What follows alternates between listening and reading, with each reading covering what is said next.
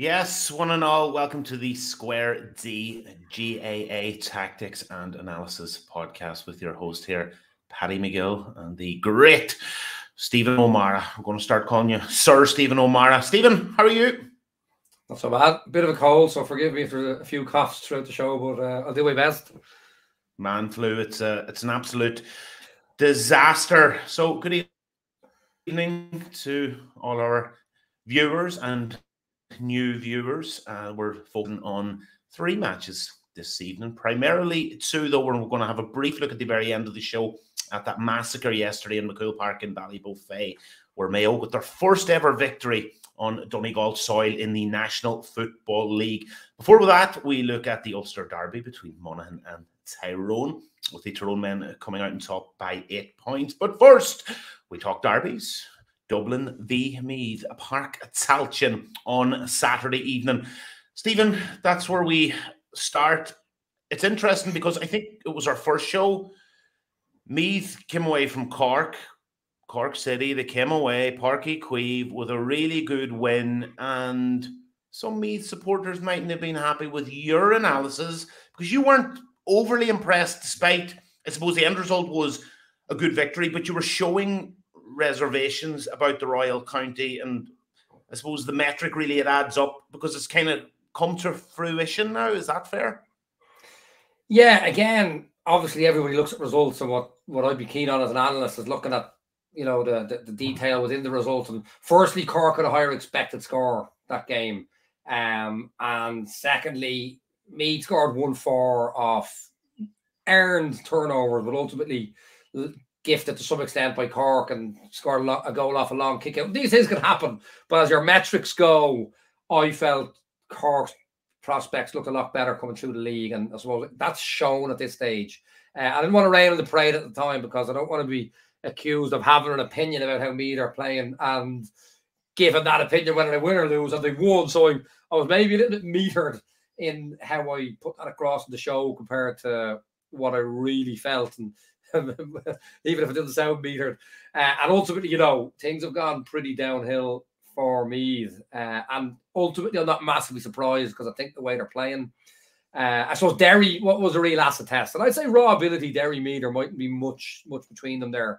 But we look, I suppose, if we go back and we look at that Derry, Meath briefly, and this final piece is a little bit generous because Meath kind of got a few handy scores when the game was a dead duck. But it's not just a 2-15 to 1-7. It's the fact that the expected score per 10 phases is 4.7 to 3.0. That's, you know, that's a proper beating, and that's generous, not showing 0 to 55 minutes. So we went to the Dublin game and we say, look, obviously we'll look at Dublin here and we'll speak briefly about Dublin at the end. Well, a little bit more than briefly, but expect the score per 10 phases. Again, that's, for me, the gold standard. That's 70% phases with shots, 70% conversion rate. That's if there's no goals. And it's at 4.9. They've actually scored 5.3. That's fine. Meath, we saw the Division 1 average is 4. I put some tweets up over the last 10, 12 days. You know, Meath are at 3.1. So it's still, now look, it's Dublin. Are they judging themselves off Division 2 or Division 1 metrics? But here they are against a Division 1 team, and the concession is too high. The scores are too high. And again, that looks a lot better than it did maybe at half-time. Yeah, okay. Meath could be a lot better. I know that's in its most simplistic form, but they're shocking stats. They're not great. Now, I am going to give, before I go in and kind of run the rule over it, I'm going to say, look, if I could sum up Meath this year, these 2 images do it. I mean, there's a kick with the outside of the boot, just outside the 45. Like, there it lands the other end of the field. There's a Dublin sweeper, more or less. What were the chances? I see maybe they're thinking, look for a mark, but it's really low percentage stuff. But, or maybe he's just thinking, I've been told to kick the ball in long whenever I get a chance, so I will. But that probably, if I was to sum up what I see in this year, those 2 images are it. But to put their best argument forward, and I tweeted out this afternoon, It's only in the second quarter they've actually been completely massacred. Because if you look at the expected score here, now bear in mind there's a strong wind and it doesn't, like, expected score is not factoring in the wind. But let's take that out of it. It's actually expected score bang on even around 12 minutes. Dublin are a point up, 16, 17. So even when Meath get the lucky goal, it's actually only brought them back slightly above what expected score was anyway. It's the second half, obviously, with the wind. It's more or less neck and neck. I've divvied it up into the two halves there. So the second quarter is when they were absolutely annihilated in general play as well as scores. But I suppose that's just probably putting the bad news sandwich, because it's sort of bad before that and bad after that. The rhetoric for Colm O'Rourke when he was on the Sunday game, though, was a lot about, traditional football, conventional style. Was a little bit critical of the modern game, and they're almost trying to go back to that period, are they? Because they're just giving away silly possession, particularly against Derry, and we saw it again the last day. And we actually saw it manifested in, I think, Colm O'Rourke took off 3 forwards at half time as well. So just could be so much better. Yeah, and look, is the problem the forwards? Before we go on, I suppose, just to finish that final point. I mean, there's Meath's shot map at the first half. Now, notwithstanding it's a horrible wind and 1 or 2 were under pressure, they weren't. It's not as bad as it might be, but I suppose I felt after 3 minutes, and you can watch this while I'm talking and work it out for yourselves. I felt after 3 minutes, there's no way Meath are going to win this game, because I saw 3 things in the first 3 minutes that said to me, no, I'm going to go. There's a bit of a Cathal Hickey link here, because I've coached them in TUD and in Essentialstown, and wasn't as intended, but actually all the things I see, good and bad, the common denominator tends, and it's usually Killian O'Sullivan as well, but a few pieces of Hickey jumped out at me in this game. And here's the first play, 16 seconds in. First of all, I know this is one of the most intelligent footballers in the country, one of the best halfbacks in the country. He knows at 4v3 in that middle third, he knows what the move is here. It's to run the ball. But that's not the game plan. So what's he doing? He's doing what he's been told, which, as you say, is what won Colm O'Rourke All-Irelands 30 years ago or more. Now, we look at that that image. Viewers watching that, do you see the problem? Now, there's one. Do you see the problem, Paddy? Do you see the first obvious problem here? I see about 5 million blue jerseys. Well, yeah, and closer to the ball. There's 2 of them. That's the first problem. Okay? Now, the second one I'm going to come back onto is a bigger theme with Meath is every time Meath kicked the ball against Dublin, I don't think that was the right pass in any game, because there's a sweeper there and there's Dublin men goal side of the other Meath men. But the first problem is Dublin are faster than Meath. So every time you kick the ball, you're kicking, well, nearly every time. Maybe there's 3 or 4 Meath players are on a par or faster than Dublin players. But 2 times out of 3, you're kicking the ball. You're kicking to a race. You're going to lose to a faster man. There's the first problem. Okay. And I've seen this saying the best he's going to do here more than once in 10 is recycle the ball, which is what he does. Now, that white line for the next minute or 40 seconds, for the next 40 seconds, Meath go over and back, but they never bring the ball further to the right of that white line or further to the left. They're the 2 most extreme passes. Now, they go back and over 3 and 4 times until they get the ball back to Cathal Hickey, who now does what he wants to do. He now tries to carry the ball through, does it really well, 45-degree angle. Look how he gives a hand pass just in time to screen one of the best defenders in Ireland, James McCarthy. But what's the problem? Army of blue jerseys. So the man who takes it off him has to recycle it. Okay? And they go over again, but again, they never go outside that left line, that right line, until they recycle it over and back 3 or 4 times, but they never use the width until they come again. This is a really good play. Cut the line off the right side, but it's not the right wing or paint right. Cut the line. Runner comes through. Again, it's Cathal Hickey coming in, trying to do what he does best, and he's pulled 2 or 3 championship games for me as a manager or a coach out of the fire doing this, but the play would have been spread first. It's not spread. What does he do? He's running into 2 Dublin jerseys, third one behind him, and it's turned over. So that's your first problem I'm seeing straight away. This was never going to work. Yeah, totally counterproductive. Yeah, and that's not the only issue, is it? They're tackling. I know you want to talk about Meath in that regard as well. They were lucky enough to be gifted back the ball straight away. Dublin just missed a pass or dropped the ball. But again, here we are 2 minutes later again. And as I say, I didn't intend to do the Colin Hickey show. It just all stands out for me. And as I say, I had him for a year. And if there was a transfer market in the GEA, Aaron Doherty and Colin Hickey. But again, Meath get the ball out of paint left. Hickey's over here. Now, there is a Dublin man out of picture. He's not free. But there's space on the right side. No space on the left side. What do Meath do? Bring the ball back into that traffic. Now, second problem. We look at this briefly with Dublin. Dublin get the quick kick out. This is what Dublin do. Quick kick out. Down the line. Fenton's in the back door. Handy as you like. And no matter who you are, Dublin are going to do that to you to an extent. Okay? But then Meath get the next kick out. And what's the problem? This is a common theme. Before we go on to the tackling and the defending, this is a common theme. Meath are trying to do the same thing Dublin did. Do we see the theme here? When Meath kicked the ball, the Dublin defenders are A, so well schooled, which we'll look at in a minute. B, they're faster than the Meath men. They're always right. A good pass, they're right on them. And this got turned over. I want to illustrate this. This is theoretically on a blank canvas where the two teams are equal or you're better or more athletic. This is brilliant. Kick out. This is coached. There's a top class coach has coached this, but there's a nut and bolt missing. Kick out, similar to what Dublin tried to do there a minute ago and did. Ball down the line. Good coaches coach this. Kick out into space. Ball down the line. Better still, in the old school, what happens? Number 12 comes down the field. He chops space because he actually brings the ball 30 yards back towards the 50 yards it was kicked. He comes out from the 11 pocket, down the wing. Brilliantly coached. What's the problem, Paddy? Who's he being marked by? Yeah, one of the most athletic players. Who's faster.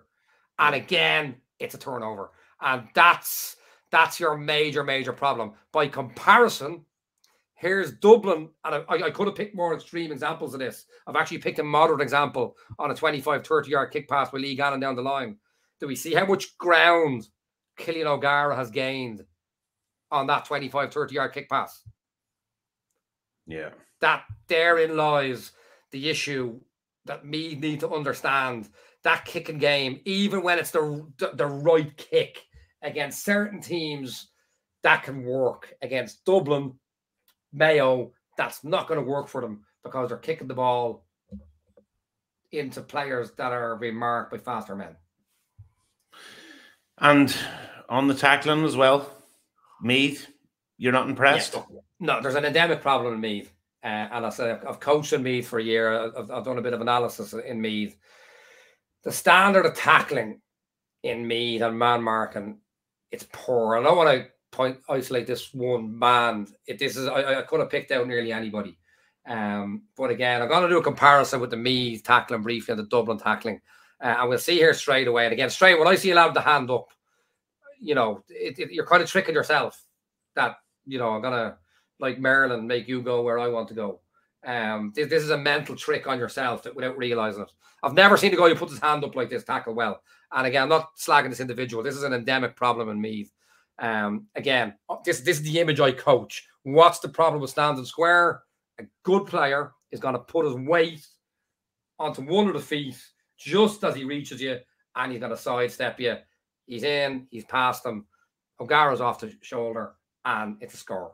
And there's a major problem. Now, here again we are. And again, and it didn't decide to do the Colin Hickey show. It just happens to be Colin Hickey. It doesn't just happen to be Colin Hickey. It's Colin Hickey because he's one of the smartest footballers in Ireland. He's been faced by Brian Fenton. Now, I've coached both of these, so it's an interesting piece for me. But I mean, Fenton had all the skill set before I met him. But here we are. First thing, Meath played the game in straight lines, mostly. What's Colin Hickey doing? 45 degrees. Now, watch Fenton's man marking by comparison. Okay, angles, lines, it's brilliant. And watch his watch his feet. You can just about see them as he turns. Perfect drop step. The drop step is where you show the angle. The man turns back. Hickey's done everything right. 45 degrees to the right, That image, sorry, Stephen, that image didn't upload there, so. Oh, sorry, apologies. Just for our viewers, yeah. Let me get that back. Have I been talking about the image there for the last minute? I have. Well, not at the start, no, but then okay, let me just get that. The image, let me get that again. Sorry, you saw these ones. You did, yeah. It's Monday. Yeah, it's Monday. It's Monday. You saw the pre. So here's Hickey, 45 degrees. Fenton's facing him. Watch how Fenton angles lines. Hickey does the absolute smart thing, switches back 45 degrees the other way. Watch Fenton's footwork. Look how low his body is arched. That's the first thing. Look at how far apart his feet are. As Hickey turns back, watch what's called the drop step, where he plants his weight on his left foot, but his right foot is in complete control. See how he's in complete control? Not going by him. But because Hickey's that smart, he hands it off to the guy coming around the corner. The 45 degrees caused enough trouble that me get a handy score. A minute before that, he'd actually just sidestepped John Small the same way and gone by him. But they're playing the straight lines. They're kicking the ball when they shouldn't be kicking it. And those couple of incidences, for me, illustrate where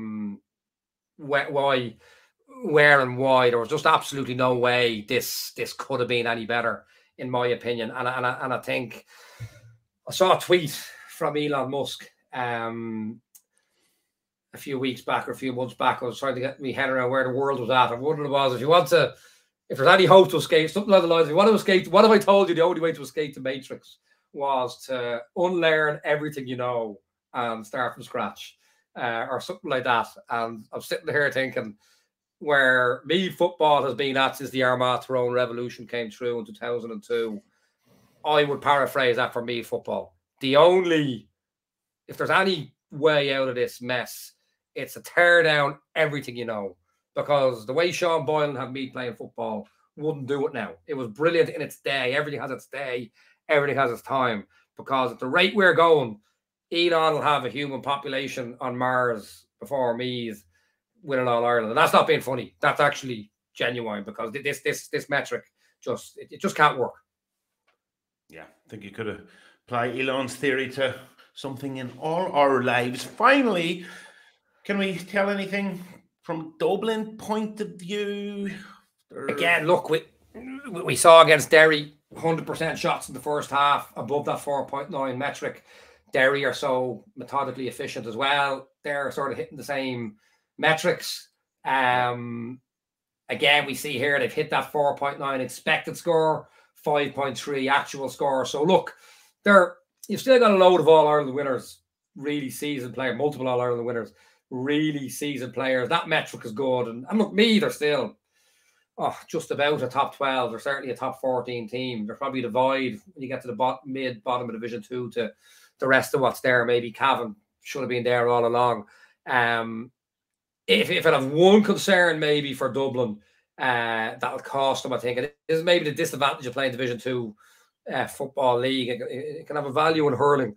But just one thing, Dublin, I'm all about Dublin kicking that out ball, that first out ball, when it's on, because as I said, they're faster than the opposition. So there's value in it, and there's implied odds that it runs the other team into the ground. Even when you lose the ball, it runs the other team into the ground. This one, would Kieran Kilkenny be doing this? Would some of the retirees, Keane O'Sullivan, boys like that, Dublin have a ball here, down into this tiny, narrow space.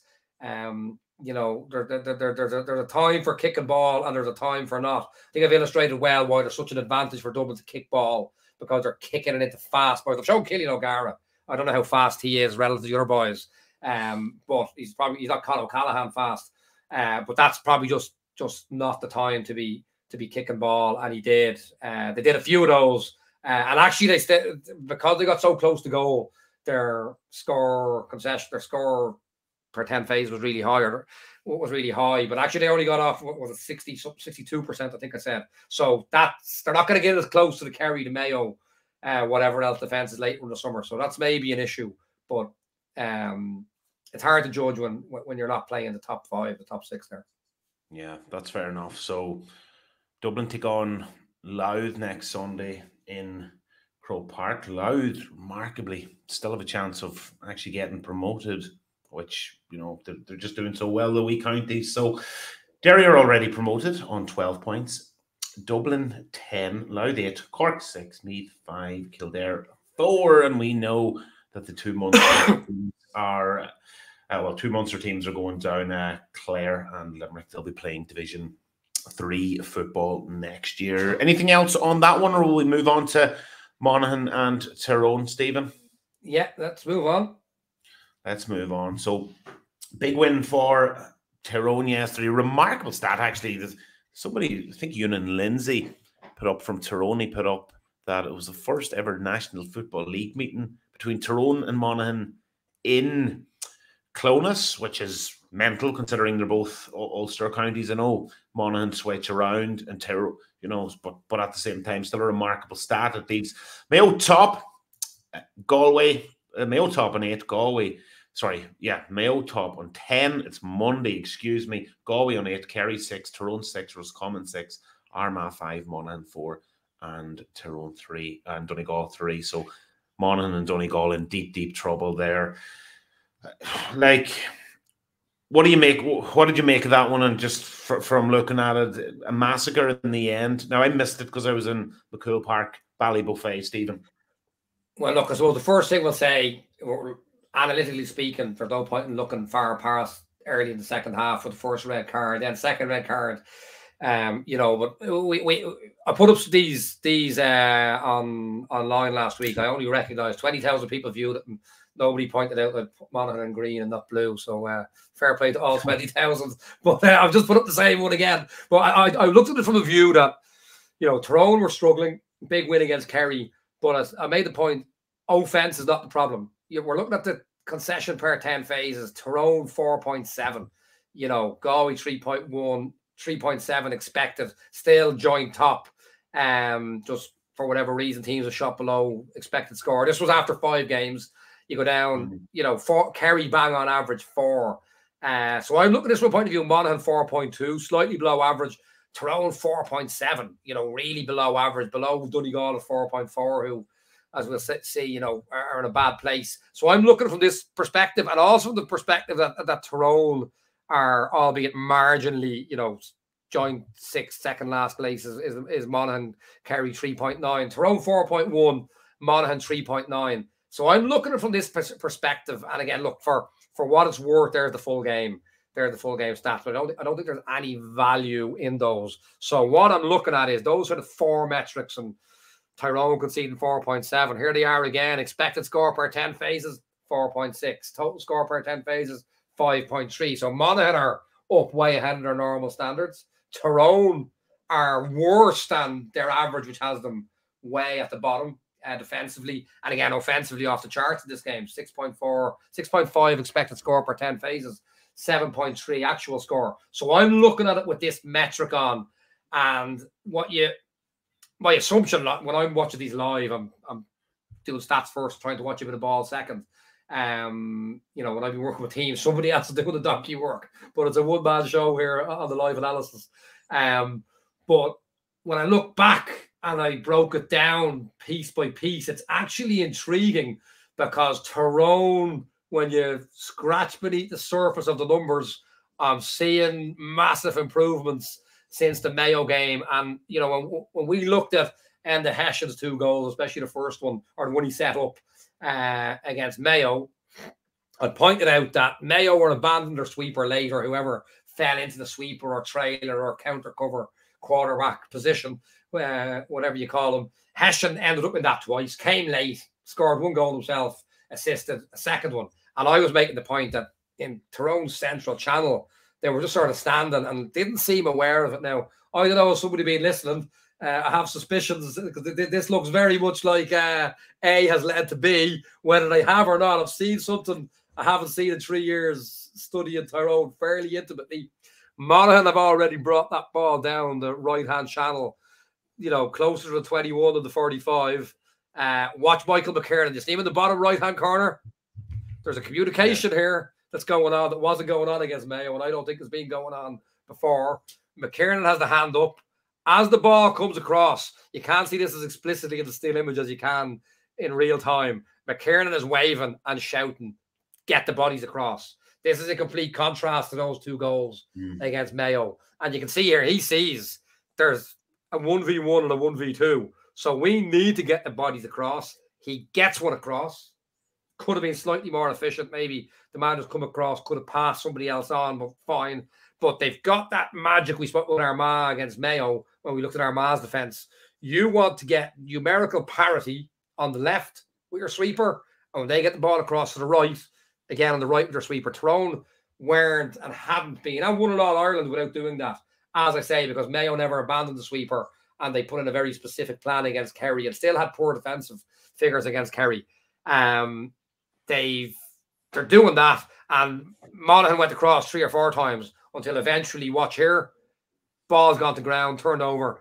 Look at Frank Burns, perfect sweeping position. All the blue jerseys have a red jersey accounting for them. So for me, it was bizarre because they still conceded some in, but they got caught. Morgan just dropped the ball out of his hand. It's not even 1 in 100, it's 1 in 500 for him.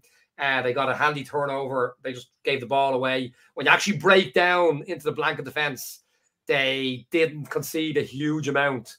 They turned over 3 out of 9, where they didn't foul unnecessarily, which they did twice, where they weren't caught with their pants down because they just gave the ball away, or Morgan dropped the ball out for 45. They actually they defended 4 out of 9. They conceded 4 out of 9, which is still tipping above that 4 from 10 figures, but there's detail we'll go into in a minute as well, which shows for me there's if I was working that backroom team, there's progress there, and I think that could potentially become a far more difficult defense to break down. Any flaws in it? Still, again, I know if Declan Bonner would hear, he'd say we need the forwards union man, because he reckoned it wasn't, you couldn't leave me without a forward to keep me in place, because I'm a born and bred defender and I maybe view things from that perspective. And listen, I'm gonna look at a guy. I'm slow to do individual stuff on amateur players, generally speaking. I know I pointed out Meath, but I was saying that's an endemic problem in Meath. It was just, I showed one example. Lionel Messi with Argentina was given a role: do your magic, don't get behind the ball. And if I'm managing or coaching Tyrone, I'm looking at Darren McCurry. And again, there's a kind of question in the back of my mind: why did Darren McCurry, who was probably the best or one of the top 2 or 3 players in Ireland the year they won the All-Ireland, why was he not on Mickey Hart's plans? It was one game away, I'm going to say, from being the best manager, proven, tried and tested in my lifetime. One massive coup next weekend away from that.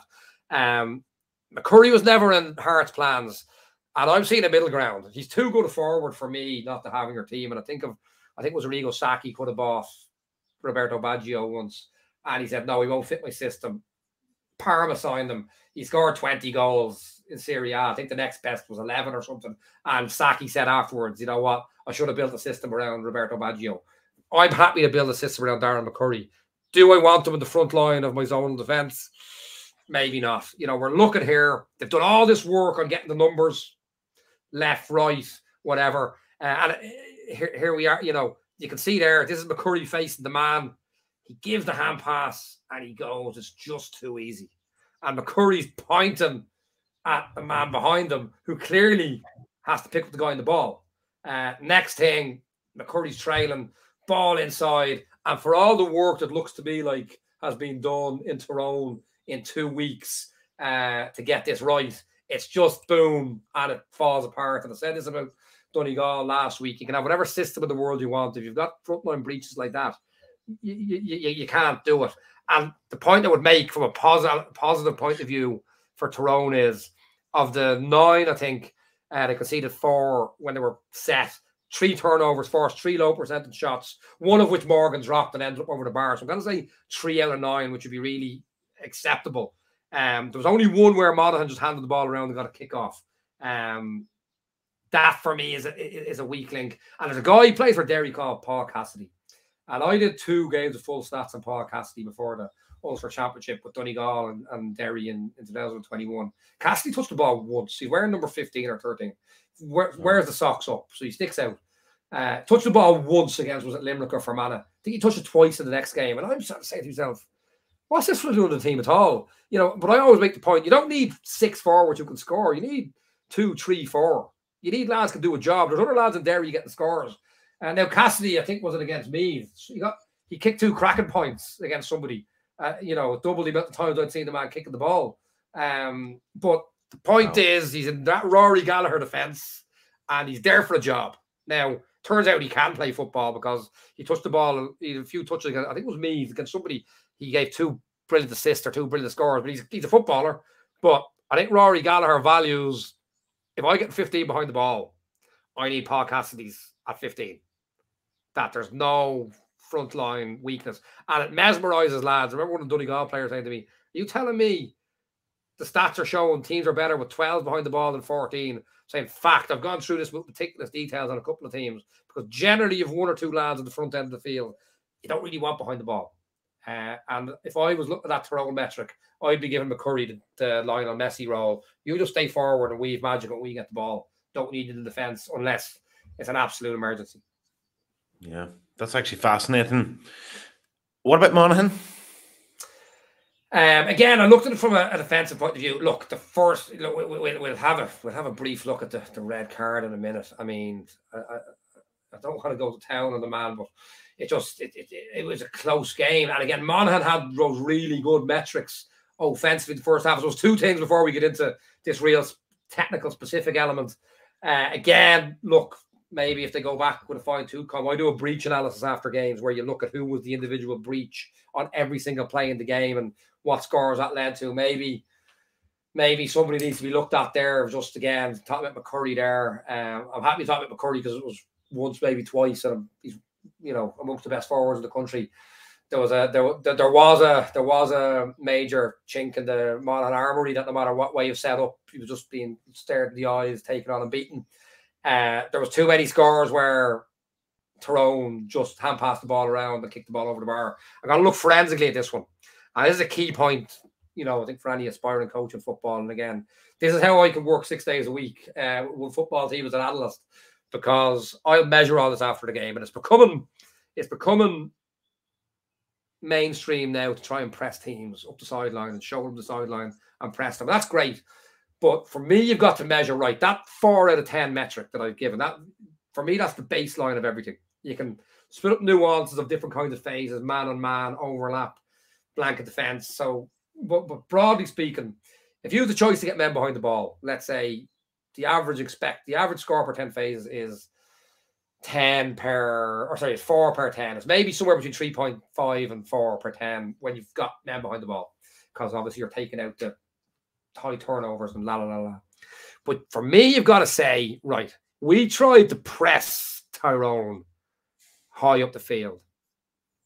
How many times did it work? How many times did it fail? And the times it failed, what did we concede compared to times where we think our laboratory scenario, we're set behind the ball.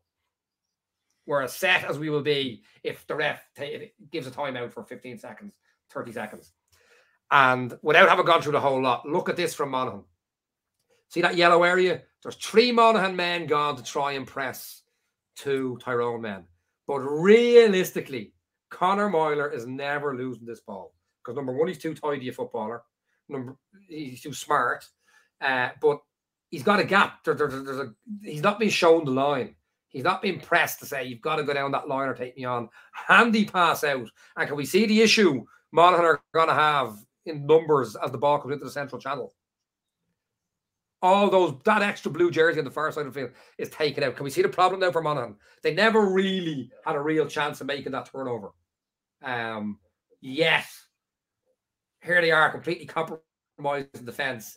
Now, there's a 3v2 for Tyrone at the front line of the arc. Now, I'm saying if that's as good as the press is, and I can't see you turning them over up there more than once or twice a game if you're lucky. And 2 high turnovers a game is the inter-county average. So you've got to weigh everything against that. That's not my figure, but I've been given that figure from a reliable source.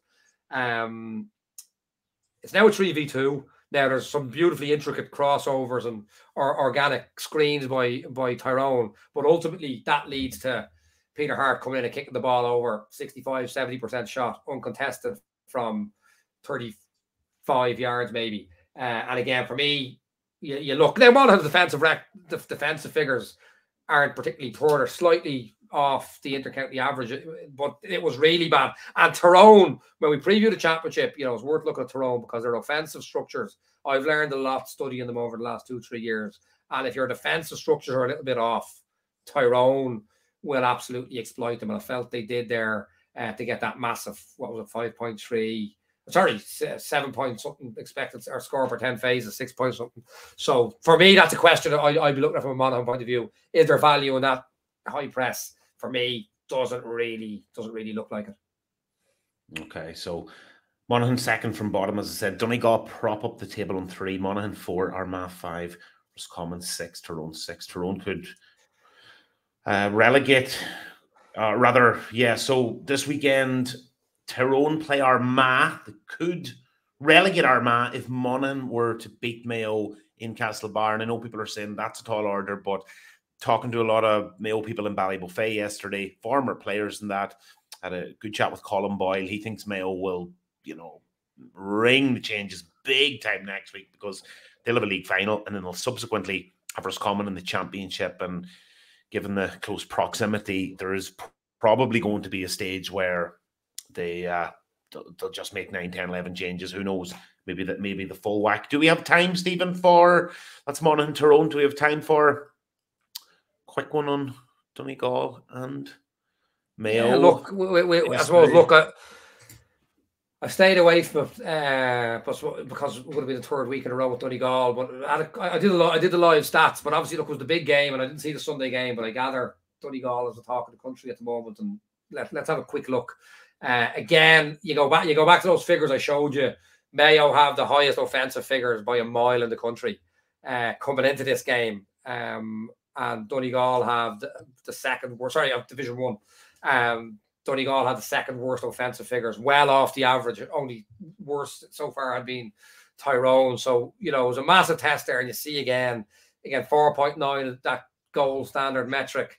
That's what Mayo's actual score is. Their expected score is 5.6. Donegal, again, their average to date this year was 3.3 total score. 3.6 expected score, 2.6 per 10 phases. Look, it's all not good, but I suppose something jumped out at me there, you know, late in the game. And I've left the clock and the timer in it here. It's 1:14 to 8 on 60 minutes, right? And I find this dispiriting for the prospects because against Tyrone in the second game, Tyrone had a massive win, or Donegal had a massive win in the first half. And it was 7-3 to Tyrone on 27 minutes. And there was an injury for him. Sorry, there was an injury some point in the middle of that at the start of it. And it was perfectly clear that Morgan and Tyrone had decided as a modus operandi, or for that game, big wind, the less football we play into the big wind, the better. And Morgan was standing soloing on the spot for a good period of that 8 minutes. And more or less played possession football. I think Donegal won a kick out. It ended up 8-4. And I didn't bring it up at the time because I think managers and coaches deserve time. And second game in. Now, what did strike me was for all that, there was a minute's injury. So there was loads of time for someone to come in and say, someone Mark Morgan, it's a free, let's turn them over. But no, sat back, let Tyrone have the ball, keep the ball, run down an 8 minute, you know, massive. When you were there, it looked an extremely strong wind. Let Tyrone run down the clock to 8-4. With that wind at 8-4, it was you know, the way things were going, it would have required a minor miracle. Here we are on week 6, right? Now, Usheen Gallen has just pulled up with his hamstring injury. So I want to give that proviso that it's 14v15. But just at this particular moment, you've got to get the ball back. You're 9 points down in a relegation game, 6 games in with 10 minutes left. Now, bear in mind, Dublin were 7 points down to Monaghan on 63 minutes a couple of years ago. It's still 6 plus 5. You know, one goal could change it. It's not over. It's a 1%er, maybe a 2, but it's not over. What's the plan for Donegal when they're losing to get the ball back? I see no plan. I see figures which have nosedived, even with all the absences. I see figures that have nosedived. And here's Donegal. You see Sean Patton up just behind the right, and he's trying to show initiative as a player. I'm going to get out here. I'm going to take my chances. Might as well be hung for a sheep as a lamb. Get out here in front of O'Shea and we'll try and turn them over. What happens? Reset. Owen Barnes in sweeping, which he's been instructed to do. Mayo were fanning around the ball in their middle third with no attempt to get it off them.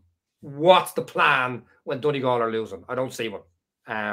Here we are, 2 minutes into injury time. Right, the game is up now. Fair enough.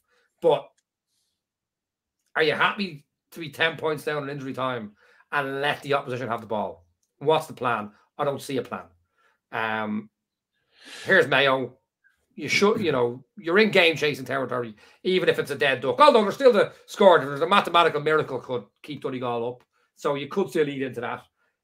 What have we got? We've got the numbers up there. Nah, hand it back. And I'm presuming on the screen there's still a sweeper back there. So I see a terrible lack of a plan for match situations, which when you're losing every week or nearly every week, surely you have to plan for. And I'll just give you a few figures here. Donegal in the league last year, and bear in mind, Killarney was a write-off. It was sort of a brutal day at the office. But even including that, in the league last year, kick-outs to the full back line are a nice metric because it's like your laboratory. You've got to break a team down. 420 from 61 short kicks. And I used to be saying to the boys in Donegal, I know Patton can kick the ball 67, 68 yards. I know we've got forwards want to win it. Hands on ball on the D. That's where your value is. Because Donegal are scoring more of these than anybody in the country, or certainly close to. That's over 50% per kick. Conceded 112 on the turnover, so you're at 28% profit. 2.8 points profit per kick, even counting the turnover. This year in the league, full back line, 15 points from 48. So the percentage is down massively, and they've conceded 115 on the turnover. So the gold of getting hands on ball on the D that was there is now gone. You're actually losing when you put it.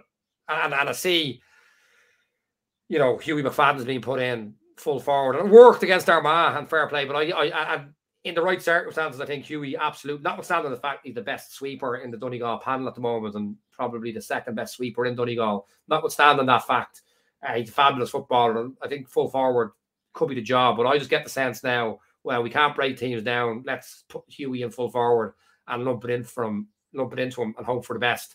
And it's all the stats, all the metrics are frighteningly poor. Stephen, last league game next week. We will talk then, yeah? We surely will. Good man. Thanks a million, and to all our viewers, thanks so much for tuning in, and for any of our new viewers that come on here. So we try and focus on 2 matches every single game through the league and championship and right throughout 2023. From Paddy McGill and Stephen O'Mara, thanks very much for tuning in and watching the Squared Z GAA Tactics and Analysis podcast.